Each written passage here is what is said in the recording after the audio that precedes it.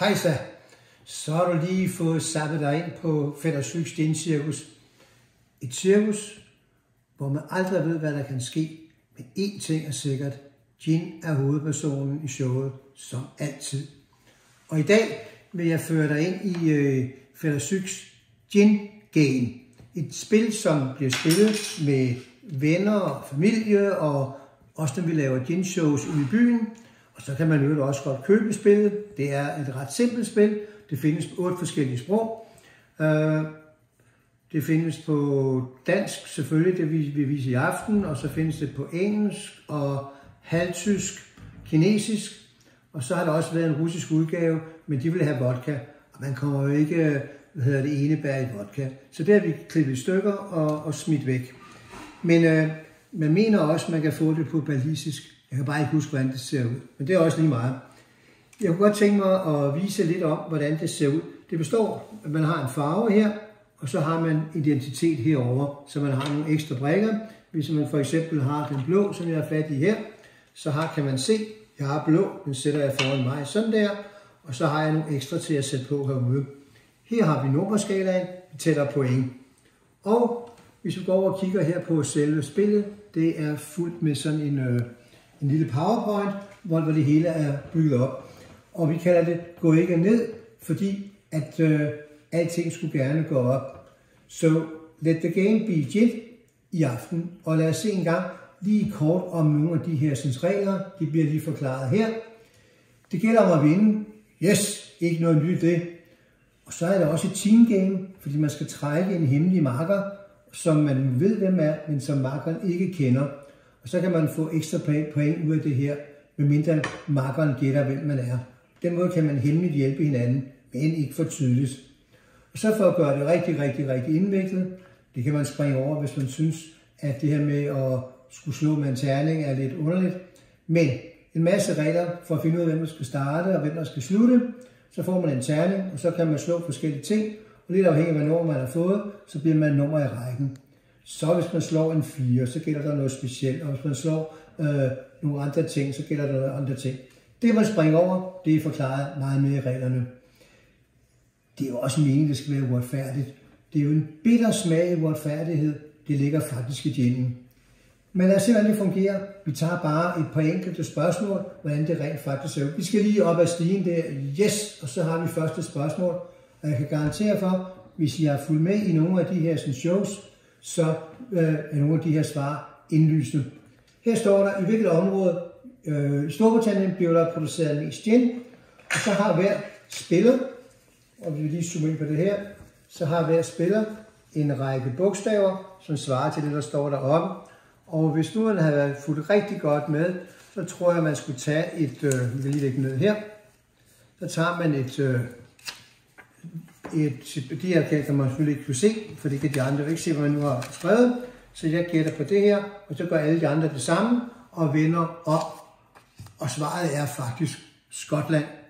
Ja, det kommer måske bag nogen. Nogen ville tro, det var England, men det er det ikke. Det er Skotland, der suverænt bliver produceret mest gin i.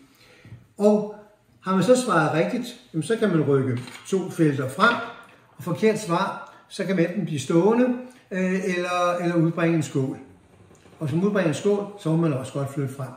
Og sådan er der en masse spændende ting. Vi kan lige tage et spørgsmål mere, hvis jeg lige får lavet det her, give det lidt i gurk. Vi skal lige op ad stigen der, og vi er langt, det vi er kommet op. Vi har fået spørgsmål nummer 2. Det skulle også være indlysende for de fleste. Hvornår kan man kalde, hvad skal der til, for man kan kalde det en gin? Hvad skal det være i af den mest fremtrædende ingrediens eller botanica? Og det siger vi ikke her, men I ved det godt. Og igen, så kan man rykke frem og tilbage. Hvis vi lige spoler en lille smule længere frem, så kan I se, så bliver der rigtig meget team game længere fremme. Vi tager lige en højere op, så kommer der der kan vi tage et spørgsmål, vi tager ikke spørgsmålet. Men har man svaret rigtigt, så rykker man 2 felter frem, sin egen brik, og en for en anden. Det kunne være sin hemmelige marker, men han skulle nødig gætte, at det nu var det, og så får man en minuspoint ud af det. Og hvis man har forkert svar, så skal man også rykke et felt frem for en anden. På den måde, så får man alle sammen til at følges pænt ad, lige ind til slutningen. Bemærk lige på spillepladen, der er jo kun 10 felter. Hvis man skulle komme herop og få 10 point, helt, det kan man næsten ikke se, men helt heroppe, der få 10 point, jamen så har vi jo så en ekstra klods, man kan komme på. Sådan der, at når man ryger ned på 11 eller 12 næste gang, jamen så kan man se der, at man har 10 plus 2 point. Genialt. Godt, og sådan kan der så rykkes frem og tilbage, man kan slå hinanden hjem og så videre, lidt afhængig af. Hver eneste slide har forskellige måder at rykke rundt på. Det kan man få rigtig meget sjov ud af. Specielt hvis man prøver den kinesiske version. Hvad var der ellers lige med den her? Jo, der er nummer 7, som vi snakkede om i går. Så er 7 det hellige tal. Det var også derfor, vi ikke havde noget 7-tal på vores kalender. Det er virkelig det gudelige. Og der er ingen, der må stå på nummer 7. Så hvis man på et tidspunkt kommer op til at stå der, så kan man vælge 2 ting. Man kan vælge at tage sin gin her, og det er jo forskellige gin, man så hælder op. Nu er jeg jo kommet den her gang, der er en gin 47. Hvis man så tager den og siger skål, jamen så må man rykke 2 felter frem. Hvis man siger, den gin skulle jeg ikke lige have, jamen så må man så rykke 2 felter tilbage. Man kan ikke stå på nummer 7, det hellige tal. Jeg kan garantere for, det kan man få rigtig, rigtig meget sjov ud af. Vi skal ikke spille hele tiden, men det drejer sig om gin, og selvfølgelig kan præmien jo bare være et glas gin eller en hel flaske gin. Og hvad med de store ginflasker, som jeg har herovre? Det her, det er en flaske gin, der vil noget. Sådan. Vi skal i dag i gang med dagens love. Det skulle være lovene. Og for lige at finde loven, så tager jeg lige mine gin-søgebriller på. Bip, bip, bip. Ja, her var den. Og vi skal jo have fat i det er nummer 6, vi skulle brænde 6'erne af. Der er jo kun 6 dage tilbage. Så til den store dag, som er på lørdag. Og lad os se, hvad det så er. Der. Nice. Det er jo en gin. Ja, prøv lige at se størrelsesforholdet her. Der er et eller andet. Prøv lige at se en klæder, hvis man har dem herovre. Det kan godt være, at det tog lidt længere tid at komme igennem den, men man behøver ikke at drikke det hele på én gang. Så og hvad er det egentlig for en gin? Der står her, jeg skal lige have min, det er jo, nu har jeg jo søgt på den her, det er jo kun søgebriller. Det er en Biki, eller Biki. Det er, apropos det vi snakker om, hvor der var flest gin fra, det var jo Skotland. Den her er en rigtig skotsk gin, og den er fra et område midt mellem, ud mod kysten, der hedder Angus, og det ligger lige mellem Edinburgh og jeg er ikke lige god til det skotske, men der ligger en by længere op, der ligger den lige imellem et stort område, der ligger en stor farm, som har lavet gin igennem mange generationer, 4 generationer, og rent faktisk så laver de meget af deres gin. Jeg ved ikke om det er alt på på hvede og så honning. Og honning havde vi fat i går, det giver jo den her søde smag. Så lad os lige tjekke, om den nu også har den søde smag. Sådan der. Og som sædvanligt, så drikker vi jo altid gin i 4 lag. Først den rå smag. Sådan her. Der er godt nok noget honning i. Jo, den har den her sødme. Og som jeg sagde i går, så er sødme jo ikke min stærke side i gin. Men så er det godt, at den har en pæn procent oveni. Det kan der hjælpe lidt på den der søde.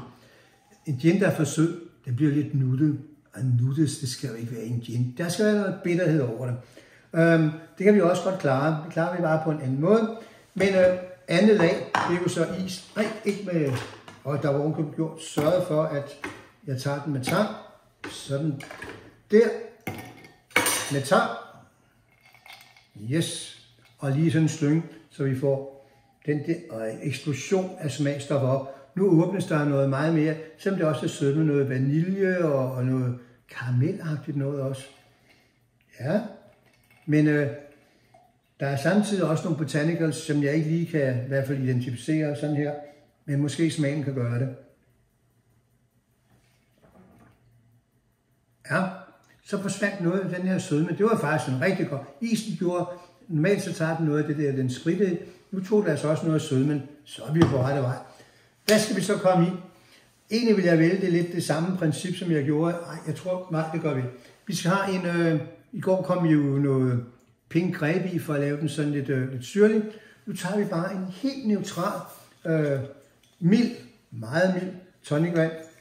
Og som de siger, vi sponsorerer aldrig dem her mere, når jeg ikke bruger så meget af det. Men der skal jo ikke, det er jo gin, man skal smage. Det bliver jo ikke, skal jo ikke smage gin for at smage tonicvanden. Det skal kun lige for at give den sådan en pop-up og lidt brus i. Sådan der. Og lad os se om det. Så den her Fever Tree, den milde, der bevarer den faktisk stort set smagen, som den var.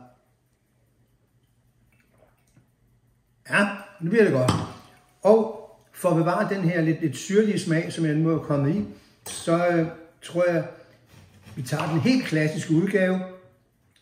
Vi kommer noget tron i. Kan du sige tron? Ja, det kan jeg godt. Tron. Så derfor er det bare tron. Vi kommer tron i. Giver den lige et drøb. Sådan der. Og lad os se en gang, hvad vi har fået her.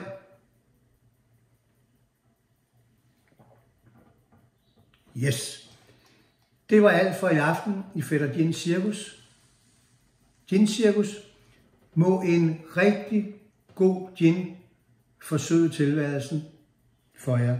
Tak for i aften.